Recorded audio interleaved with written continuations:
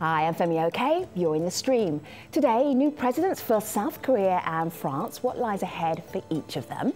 I'm Malika Bilal. We'll have updates on both elections and how they're playing out online, from K-pop to Game of Thrones. Stay tuned. Hello, I'm Axel. I am a European bargaining chip and I'm in the stream. Moon Jae-in is South Korea's new president. Economic inequality and corporate corruption were talking points during the campaign, but the country's simmering tensions with its nuclear-armed neighbor are what had the world watching. Moon is urging dialogue and economic integration with North Korea, and his victory may mark the start of a new era in cross-border relations. Seoul's relationship with Washington also is in play. US President Donald Trump has suggested that South Korea should pay for the billion-dollar missile defense system it's building on the peninsula. And he said he's willing to meet North Korean leader Kim Jong-un. Moon has said that South Korea should, I'm going to quote him here, learn to say no, end of quote, to the US. His victory comes after a youth-led movement brought down former President Park Geun-hye. Well, some of the campaigning for this election took on a playful tone as politicians aimed to reach young voters with pop culture-heavy ads.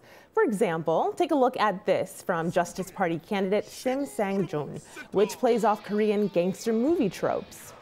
Then there's this dance video from the newly elected Moon Jae-in encouraging people to go vote. And television outlet Seoul Broadcasting System joined the trend by announcing exit polls using graphics that turned the candidates into characters from the HBO TV series Game of Thrones. So joining us today in Seoul, Soo-won Koo is the co-founder and publisher of Korea Expose. That's an online news magazine. And in New York, Suki Kim is an investigative journalist. It's good to have you both here. Suki Kim, let me just show the world one of your tweets. Hello, new president of South Korea, Moon Jae-in. This was at 8:41 a.m. local time for the East Coast, 9th of May. Well, that was really before he became president. How did you know and when did you know it? Well, he's been the front runner since Park Geun-hye was removed in March. But even before that, she was impeached back in December. So since then, we've had pretty much been certain that Moon Jae-in was going to take over. Let me just check. Si-woon, you said in a recent tweet from a few hours ago, there is still room for some suspense. Was there? Yeah. What was The question was how well the other candidates will be doing. As Suki said just now, there was no question that Moon Jae-in was going to win this election. All the surveys that were conducted just before the election also indicated that he would be winning.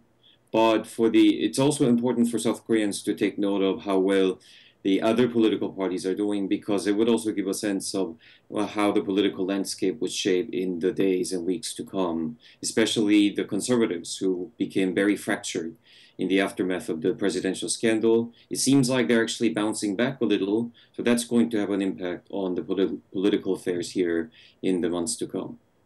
So I want to throw to this tweet, a little shout out to the person who pitched this show for us. Take a look here out of Korea. We got this from Metaempirics, who writes in, he wants us to cover the South Korean presidential campaign and frontrunner Moon Jae-in. So the question is, why was he the frontrunner? Of course, if Femi asked you about your tweets there, this is what one person thinks. This is J.W. Kim, who says, I think Mr. Moon has completely read young people's thoughts through Twitter, Facebook, and Instagram, and he promised them to recover all faults. I'm taking it means of the previous government. Suki, what do you make of this and the youth angle that played into this?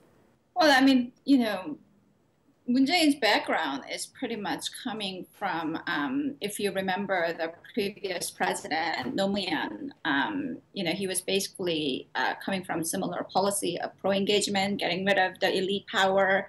And all that message is a straight appealing to the young generation. And also, we're coming in the heels of Park Geun-hye era. She was sort of epitome of the elite. She's basically a Korean president, having been born to a former president.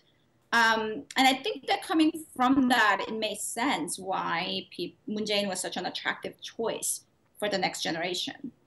Siwon, I'm just wondering if you see it like that, because we've got Suki who's sitting in the States, you're in South Korea, surrounded by people who literally went out onto the streets to protest the former president. Do you see it the same way or in a different way?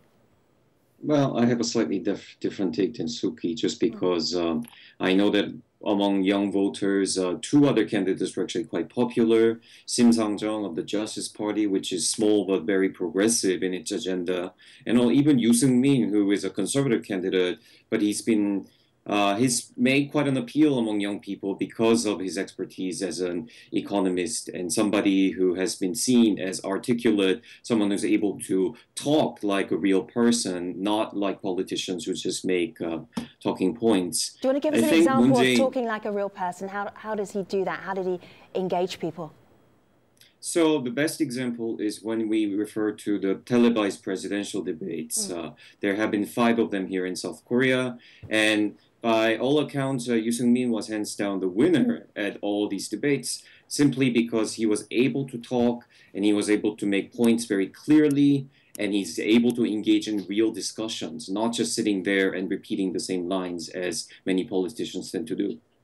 Something that I noticed from April the 3rd, and this was what Moon Jae-in was talking about. He said, this isn't about a conservative going up against a liberal. This is so much more. Let me show you the quote, and I'll pick out a few things for you. Let's show it to our audience at home here. This presidential election is not a fight between conservatives and progressives. It's a choice between justice and injustice, between common sense and shamelessness, between fairness and unfairness. I mean, this is really passionate, emotive, an appeal to the electorate. But Suki, do you see it the same way that Moon Jae-in is seeing it? He's not saying you're getting rid of conservatives and you're voting in a liberal. He's appealing to some very basic human nature.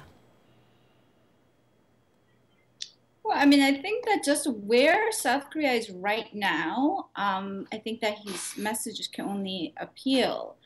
Also, I mean, right now, apart from the domestic issue, it's really a tricky time with the United States. Of course, North Korea too, but Moon Jae-in, who's very much pro-engagement with North Korea, his policy towards North Korea is not that difficult to predict in a way. Where he's coming in and where it's really important is actually what's happening, the relationship between South Korea and the United States. And I think one of the things where he stresses upon the fact that sort of South Korea will stand up against the big powers. So that, I think, does appeal to people. Although, of course, he recently, said we have to work with the United States, which, of course, South Korea will. But I think there is some sort of confidence that he will know how to deal with this sort of, the U.S., which right now is actually the wild card in the whole foreign, diplomacy. So one of the sticking points between South Korea and the U.S., as we've seen in headlines here, at least in the U.S., is North Korea. We got a tweet here from JW who says South Korea's next government should have top official meetings with North Korea directly in order to solve many problems facing both sides. Si-Wong, this is exactly something that during the campaign you had Moon saying he was willing to do. Has that changed, and is that a fear, or is that something that's welcomed by the electorate? No, I think this is something completely expected, but we need to clarify. He said he was willing to meet with the North Korean side or talk to the North Korean side if it's going to be productive towards solving the North Korean situation. So, yeah, he's somebody who's open to dialogue, and this is the classic liberal position. We have seen the same thing coming from other progressive presidents in the past. So this should come as no surprise to anybody. Just to add to the point that Suki was discussing earlier and what you raised, this election has been about judgment. Many people in South Korea felt that there was something fundamentally wrong with the state of affairs in the government. That's what the presidential scandal showed. That is the reason why the former president Park Geun-hye was ousted and she's now sitting in prison awaiting, a criminal trial. So, in light of this, it was completely strategic, perhaps also a proper move for Moon Jae-in to come out and say that you need to make the right choice so that the good side can win in this election, and that is the side that he represents. And of course, this is implicit criticism of the conservatives who are seen as the corrupt establishment that needs to be addressed. perhaps even eradicated. And this is going to pose a big challenge for him, I think, in the days to come, simply because today at the speech that he gave in downtown Seoul, where he was thanking the voters for electing him as president. He said he's going to be a unity president. He will be somebody who serves the entire nation, not just the people who voted for him. But I mean, how do you go from saying the other side is bad to going to saying he's going to unite the nation? What's the mood in the nation right now? Are you, as part of your job, you have an online magazine called Expose, so you've got a good sense of how the country reacts to big changes. What's the mood? Well, I mean, I think we are seeing a build-up on the kind of political momentum that was put into place throughout the course of the scandal. Many people around the world, I think, were riveted by how many South Koreans were taking to the streets starting last fall and through the entire season of winter, calling on the president to resign, calling on her to be impeached, and then calling on the court to oust her. And then once that happened, people came around and said, now finally with this election, we have a chance to make a difference, to really make our voices be heard. And we have seen that excitement reflected in the campaign and also in the mood of the nation today. I think many people perhaps are still up, even though it's quite late or early in the morning, depending on how you look at it. It's early. It's very early. So people can just appreciate the fact that how early in the morning you got up to speak to us. So people are still up at the early hours of the morning because they're celebrating? Well, yeah, there is celebration, and also if you were to follow social media, it's amazing to see how many people are still up tweeting and having these conversations about what South Korea needs to do in the coming days. Let's not forget that there is no transition period this time. I think there is an issue, though. I mean, I think that he is entering in a difficult time in a way because people's outrage against the former regime of Park Geun-hye has brought him into power really in this unexpected, sudden emergency election. And what's happening right now is this sort of, kind of a problem with America, where Trump is coming out with the most insanely insulting comments against South Korea every second. And that's really pissing South Koreans off. And anti-Americanism in South Korea is an issue. It's an anti-American, I think, is something which will not really go away as long as there's going to be U.S. troops in South Korea. So people's will, I think, is a very strong one. And I think that'll happen again. The way the U.S. Attitude towards South Korea is continuing, if it continues the way it's been doing. I think Suki's completely right. The South Korean reaction to some of the moves that American administration has taken have not been entirely positive. That said, in this election, actually, we have not seen America or North Korea being the most important topics of conversation. If you are to look at the kind of demands that people are making on the incoming administration of Moon Jae-in, what we're seeing is that people are far more concerned with domestic issues. They want the president to deal with inequality. They want the president to create more job opportunities for young people. I think a lot of people around the world, when they watch South Korean news, they believe that North Korea must be the most dominant issue here. But I think we need to stress how it is one of many issues that South Koreans think about, but it is not necessarily the most important. And do you know what I hear, guest? Suki, do you know what I hear? And Suwon, what I hear is, I hear one guest who's based in the States, one guest who's based in South Korea. So obviously those influences impact where you feel the most important issues happen to be. Malika? This is a good tweet to kind of wrap up this conversation. Ji-ho Park says, moreover, the next South Korean government will face tough working conditions. There's no prepared period, as Si-won, as you mentioned. The opposition party member seats are more, so there is a tough struggle to go on. Suki, what do you make of that struggle?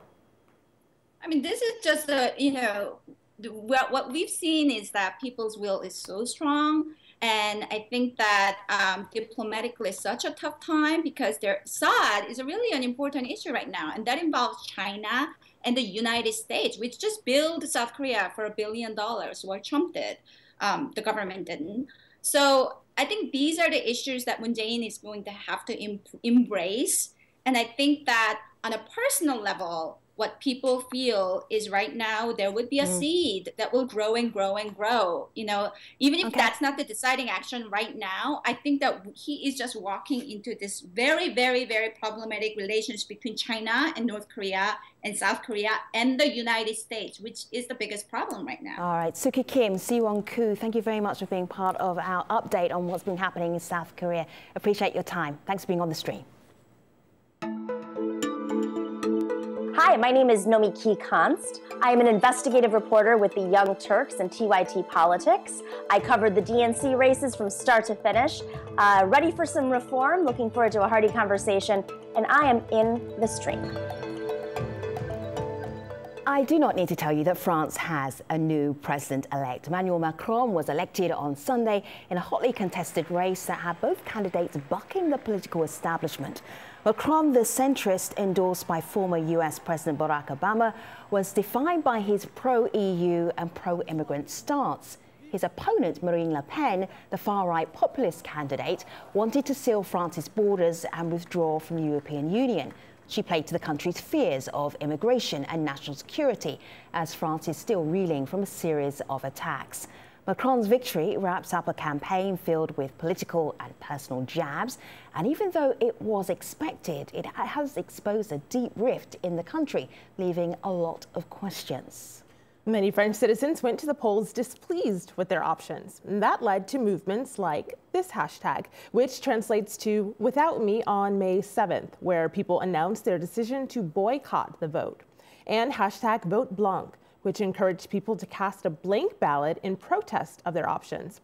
As one cartoon says, vote, then vomit, positing that a number of French people likely felt this way on Election Day.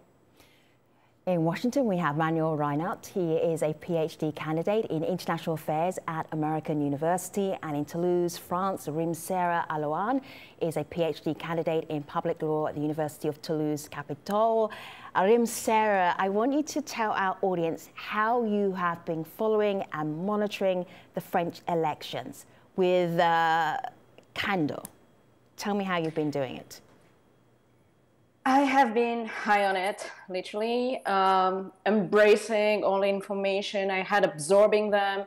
It was crazy. I think that since I have the legal age to vote, this is the most surreal and crazy electoral campaign I have ever witnessed. And not necessarily in a good way. I think this election was a scandal on so many levels. The level was extremely low, all the scandals that appeared, and the hatred that was spread during this election. It was an insult to democracy. It was an insult to the Republic. Let me just check in with Manuel. Marine Le Pen, how are people talking about her now, a couple of days after the election results? What's the discussion in France? Well, I'd say that, first of all, a lot of people are relieved that she didn't get the score she was expecting to get, and people are really looking forward. I think a big turning point in this election was a debate where she really appeared extremely offensive and attacking, and a little light on a number of content and a number of issues, and I think that was an important part of the election. So Manuel and Rim-Sarah, I want to throw something at you from Nigel Cameron on Twitter, and he says most reports that he's seen or read about this election have missed the plot. He says since Marine Le Pen nearly doubled her father's 17.8% popularity, this is a story about momentum. Rim-Sarah, is that how you see this, especially going into parliamentary elections soon? I do not agree. Actually, I think Marine Le Pen won even if she lost. She won by being at this stage of this election. In 2002, nobody thought about having Jean-Marie Le Pen in the second round. People were in the street protesting. Chirac was elected with a vast majority. This time, her being here is expected. She has been mainstream, and we have to blame the left and the right wing for that. I'm going to give you an example on how bad the situation is. I was reading like one of those women's magazine, you know, the kind of magazines that tell you how to do your makeup.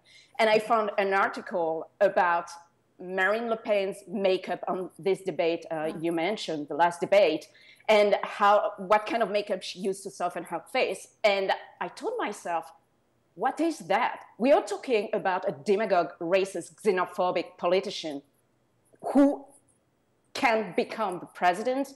And I told you in the previous shows that she would never become a president. And, you know, I was right. But, I mean, she is mainstream. She's here. She might have lost the battle, but she's starting a war.